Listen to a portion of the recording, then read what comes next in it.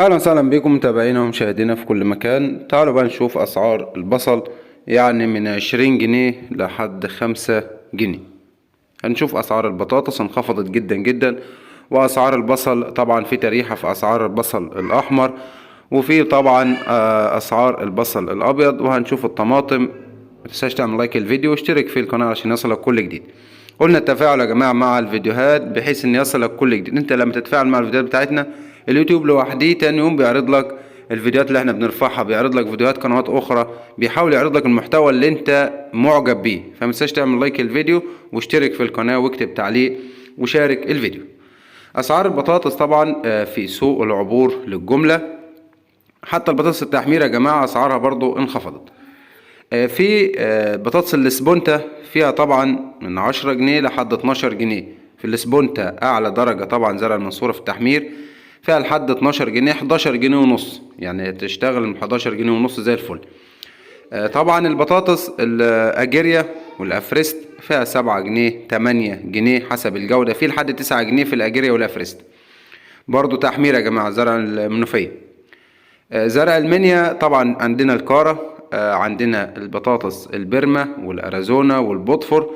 طبعا في البرما والبوتفور والاريزونا والكلام ده كله في يبدأ من 5 جنيه لحد 6 جنيه 6 جنيه ونص بالكتير خالص.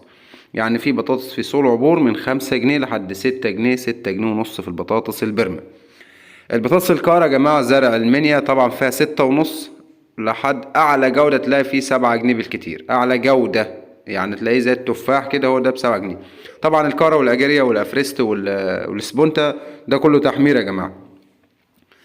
في الجبل طبعا يا جماعه في لحد 9 جنيه 8 جنيه ونص. يعني اسعار البطاطس في سوق العبور انخفضت انخفاض تام جدا، وده طبعا يدل على اللي احنا بنقول لك ان البيع عرض وطلب. كل ما العرض بيزيد في سوق العبور والطلب يقل مبقاش في سحب، فكده كده الاسعار تنخفض. انما لما يكون عرض قليل وفي سحب بتلاقي الاسعار يعني بتولع. فهي حسب كمية العرض والطلب وحسب جودة الزرع برضه. يعني في بطاطس بقول لك في بطاطس من 5 جنيه وفي بطاطس لحد 12 جنيه، يعني شوف في فرق 7 جنيه في كل كيلو فحسب الجودة. طبعا البطاطس في بداية الموسم كانت بتطلع من الأرض الزراعية ب15 جنيه و14 جنيه. حاليا يعني في سوق العبور ب5 جنيه وفي 7 جنيه وفي 8 جنيه وفي لحد 11 جنيه. فده طبعا يعتبر انخفاض تام في أسعار البطاطس في سوق العبور للجملة. طبعا التقليع خلاص على وشك، يعني في ناس بتقلع وفي ناس قلعت، ولكن الموسم يعني يعتبر ان الموسم بيفض يا جماعة موسم تقليع البطاطس. نشوف اسعار البصل. طبعا اسعار البصل الاحمر ريحت شوية. اسعار البصل الجديد يعتبر ان هي مستقرة شوية.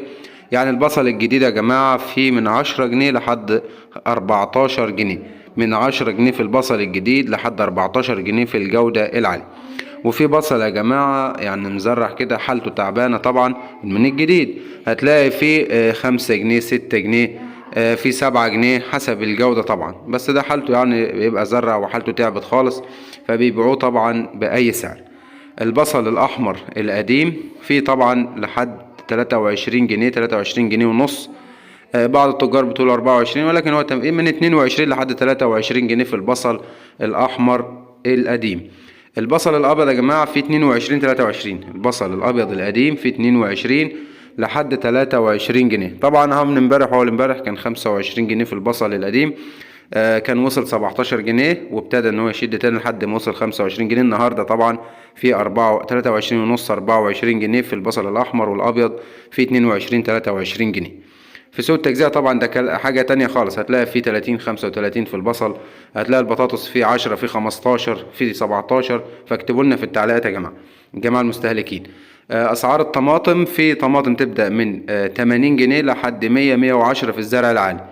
وزن العداد طبعا في عداد 20 كيلو في عداد 25 كيلو، ولكن اسعار الطماطم في سوق العبور منخفضة جدا يا جماعة. وطبعا في سوق التجزئة في اللي بيبيع الكيلو ب7.5 وفي اللي بيبيع الكيلو ب10 جنيه.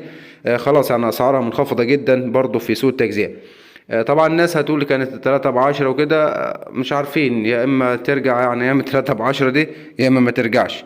فشكرا لكم وشكرا لكل من عمل لايك واشترك في القناة، والسلام عليكم.